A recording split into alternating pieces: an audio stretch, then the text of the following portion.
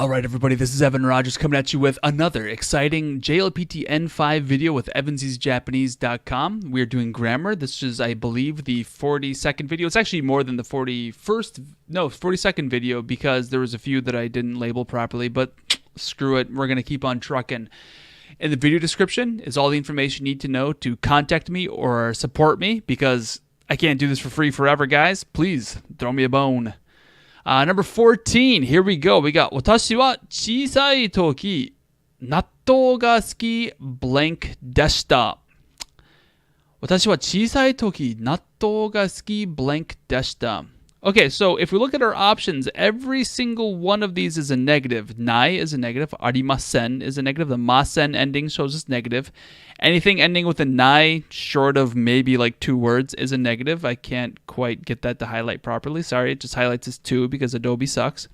Janai, once again, we have a nai right there. And arimasen, once again, we have the masen. Okay, so we're clearly trying to say the negative of this sentence, and it ends in deshita, which is another hint. That is a past tense marker, a complete marker. So in Japanese, there's the real idea of this quote unquote, we call it past tense, and some books call it the perfective, but really what it means is complete done. If you think of the event as a singularity, like a single point in time, and it's in the past, it's done, that is what this quote-unquote past tense means. You're going to hear me call it past tense. You're going to hear me call it perfective. You're going to hear me call it, what was the other one? Complete. Those are sort of all the ways that I think every single textbook I've ever read of Japanese is going to use one of those 3 terms. Past is a little bit confusing. Perfective is confusing linguistics. Like if you're a linguistics major, it's not actually perfective. Or actually, it is a perfective, but then the imperfective isn't an imperfective. And then the complete is actually the much more accurate translation. It's a past tense complete aspect. If you know your TAMs, that would make sense to you. If you don't sweat it, okay? Basically, it means past tense, okay? It just means it happened before or now. Okay, ija. Okay, so watashi wa, the wa particle saying everything that follows the wa particle applies to what comes before it. So watashi means me or I. So as for me, the following is true. Okay, so chisai toki. Okay, so this is interesting. We have an E adjective, chisai, which means small. And we have toki, which is a noun, which means time or when. If we can translate it as when in certain situations, and we can translate it as time in other situations. So we kind of have to guess which one it means. The small time? The small when? The time that was small? When it was small? Oh, hey, listen to that. When it was small. When I was small. Hey. This translates to when I was small. Notice how it's not even past tense. And the problem with that is that it's not actually past tense. It's at the time in question, chisai toki. So if we're talking about when he was small and we make that not past tense, it's kind of strange, but that's our idea of that time frame when I was small. But in English we make it past tense, in Japanese we don't. Natto is a type of a food. It's a Japanese food. I hate it. It tastes terrible. It's both sticky and slippery at the same time. If you've ever eaten it, you know what I mean. It's very odd. Natto ga. So we have a ga particle. Usually that's the subject marker. And here it kind of is the subject marker because we have an adjective following it. And the adjective is ski, which means like something. But that doesn't quite... How could an adjective mean to like something? Indeed, it can't. And that's why we have to kind of twist our understanding of what like means in Japanese.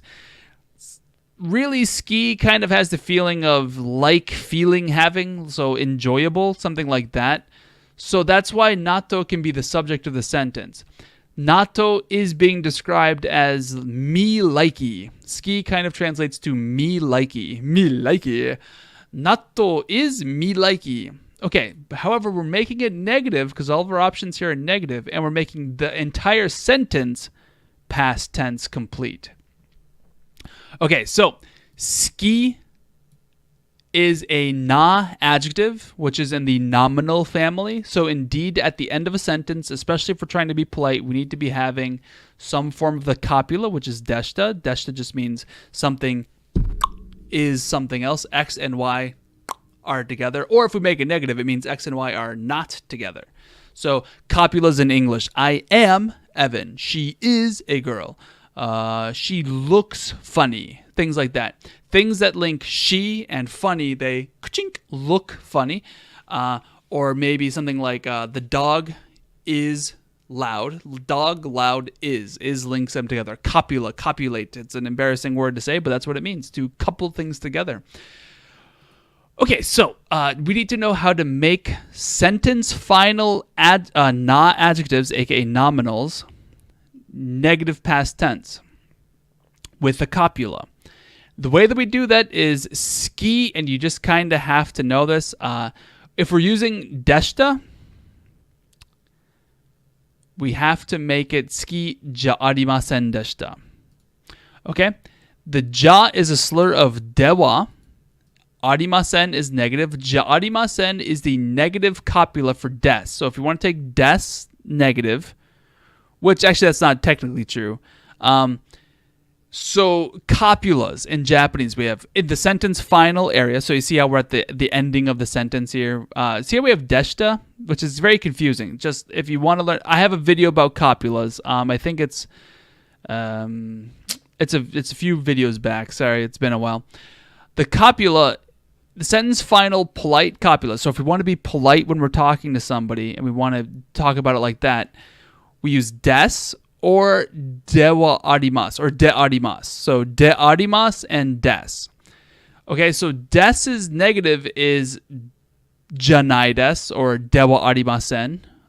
And when we make it past tense, it would be janai des. Oh, sorry, past tense would be janakatta des or dewa arimasen deshita. And then dewa is just a slur of ja. So in order to have this deshita, we have to be dealing with arimasen. However, arimasen is a verb, whereas ja arimasen is a copula.